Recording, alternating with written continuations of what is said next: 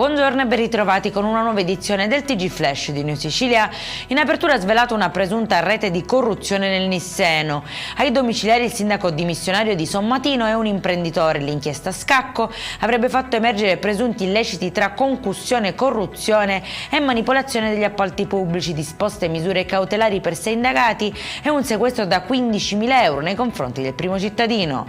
Tragico incidente a Siracusa, deceduto un motociclista di 48 anni dopo uno scontro con una bicicletta. Secondo una prima ricostruzione, i due mezzi procedevano nella stessa direzione quando sarebbe avvenuto l'impatto. Ferito il ciclista, trasportato all'ospedale Umberto I, indagini in corso per chiarire la dinamica.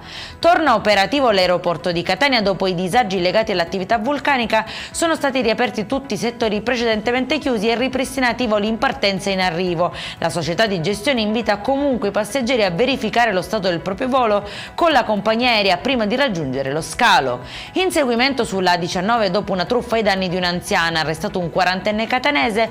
L'uomo accusato di essersi finto finanziere per farsi consegnare gioielli e oggetti preziosi dalla vittima avrebbe tentato la fuga a bordo di un'auto, terminando la corsa dopo uno scontro con una volante della polizia. E in chiusura ha scoperto un gruppo social con presunte soluzioni e tracce per la maturità 2026. Denunciato una 22enne di Messina, il canale, seguito da quasi 3.000 utenti, sarebbe stato utilizzato per condividere materiali e strumenti destinati ai candidati. A individuarlo la polizia nell'ambito dei controlli sulla sicurezza cibernetica durante gli esami di Stato. Per questa edizione è tutto, prossimo appuntamento alle 19:30, buona giornata.